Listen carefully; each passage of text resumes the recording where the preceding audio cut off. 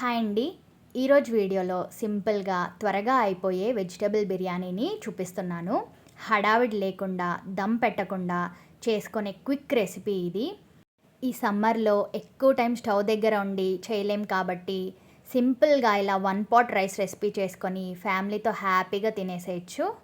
మనం హోటల్లో తిన్నప్పుడు ఆ టేస్ట్ని అలాగే ఫ్లేవర్ని ఎలా అయితే ఫీల్ అవుతామో సేమ్ టేస్ట్ ఇంట్లోనే చేసుకోవచ్చు. సో తప్పకుండా ఒక్కసారి ఈ ప్రాసెస్లో చేసి చూడండి. లేట్ చేయకుండా వీడియోలోకి వెళ్ళిపోదాం. Hello and welcome back to Mouni's kitchen. First ఒక గిన్నె తీసుకొని అందులోకి నేను 3 కప్స్ బాస్మతి రైస్ తీసుకున్నాను.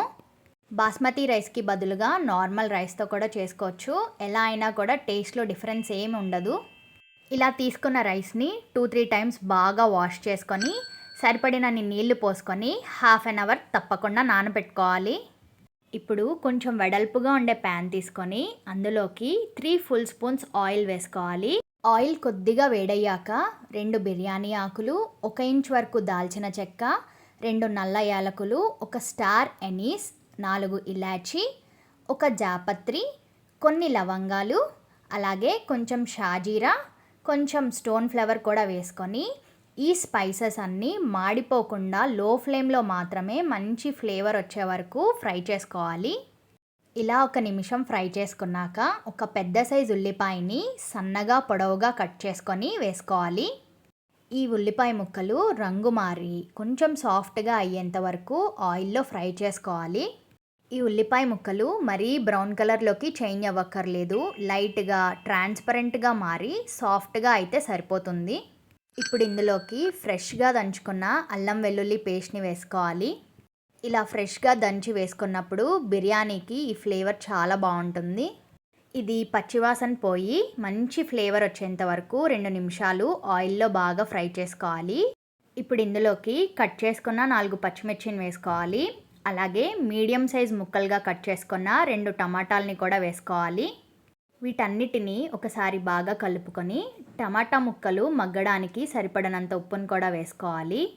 ఈ ఉప్పుని కూడా ముక్కలకి బాగా పట్టేలాగా ఒకసారి అంతా బాగా కలుపుకొని మూత పెట్టుకొని 2 నిమిషాలు లో ఫ్లేమ్లో టమాటాలని మగ్గనివ్వాలి. 2 నిమిషాల తర్వాత ఈ టమాటా ముక్కలు బాగా మగ్గిపోయి పైనున్న స్కిన్ అనేది సపరేట్ అవుతుంది. ఇప్పుడు ఇందులోకి మీడియం సైజ్ ముక్కలుగా కట్ చేసుకున్న క్యారెట్, బంగాళాదుంప, అలాగే ఫ్రెష్ గ్రీన్ బీన్స్ని కూడా వేసుకోవాలి. మీ దగ్గర ఉన్నట్లయితే పచ్చి బఠానీని వేసుకుంటే చాలా బాగుంటుంది. ఈ ముక్కలన్నిటినీ ఒకసారి అంతా బాగా కలుపుకొని మగ్గించుకోవాలి. మనం కుక్కర్లో చేయట్లేదు కాబట్టి లో ఫ్లేమ్లో మూత పెట్టుకొని కనీసం 2 నుంచి 5 నిమిషాల వరకు మగ్గించుకోవాలి. ఇలా ఒక 5 నిమిషాల తర్వాత ముక్కలు చక్కగా మగ్గిపోయి ఉంటాయి. వీడియోలో చూపిస్తున్నట్టు బంగాళదుంప ముక్కని నొక్కి చూస్తే సాఫ్ట్గా ఉంటే కనుక చక్కగా మగ్గిపోయినట్టే, లేదంటే 2 నిమిషాలు మూత పెట్టుకొని మగ్గించుకోవాలి. ఇప్పుడు ఇందులోకి మనం నానబెట్టి పక్కన ఉంచుకున్న బాస్మతి బియ్యాన్ని నీళ్లు లేకుండా వేసుకోవాలి. ఇలా వేసుకున్న బియ్యాన్ని 2 నిమిషాలు లో ఫ్లేమ్లో డ్రై రోస్ట్ చేసుకోవాలి. ఇలా అంతా బాగా కలుపుకున్నాక 1 కప్పుకి 1.25 కప్పు నీళ్లు పోసుకోవాలి. నేను ఇక్కడ 3 కప్పులు బాస్మతి బియ్యం తీసుకున్నాను కాబట్టి 5.5 కప్పులు నీళ్లు పోసుకున్నాను. మనం కుక్కర్లో చేసుకోవట్లేదు కాబట్టి ఈ క్వాంటిటీ అనేది కరెక్ట్గా సరిపోతుంది. ఇప్పుడు ఇందులోకి కడిగి పెట్టుకున్న ఫ్రెష్ పుదీనా ఆకుల్ని అలాగే కట్ చేసుకొని పెట్టుకున్న కొత్తిమీరని వేసుకోవాలి. ఇప్పుడు రైస్ మొత్తానికి సరిపడనంత ఉప్పుని కూడా వేసుకొని ఒకసారి అంతా కూడా బాగా కలిసేలాగా కలుపుకోవాలి. మనం వేసుకున్న ఉప్పు నీళ్ళలో బాగా కరిగేంత వరకు కలుపుకొని హై ఫ్లేమ్లో 10 నిమిషాలు మూత పెట్టుకొని ఉడికించుకోవాలి. ఇలా 10 నిమిషాలు హై ఫ్లేమ్లో ఉడికించుకున్న తర్వాత నీళ్లు తగ్గి బియ్యం 80% ఉడికి ఉంటుంది. ఈ స్టేజ్లో ఒకసారి అంతా బాగా కలుపుకొని స్టవ్ని లోలో పెట్టుకొని 15 నిమిషాలు మూత పెట్టుకొని ఉడికించుకోవాలి.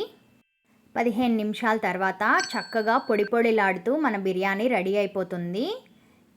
ఈ స్టేజ్లో స్టవ్ ఆఫ్ చేసి మరొక 10 నిమిషాలు మూత పెట్టుకొని పక్కన వదిలేయాలి.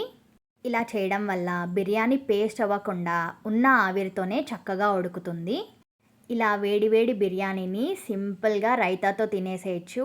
టేస్ట్ అయితే చాలా బాగుంటుంది. వీడియో నచ్చితే తప్పకుండా సబ్స్క్రైబ్ చేసుకోండి.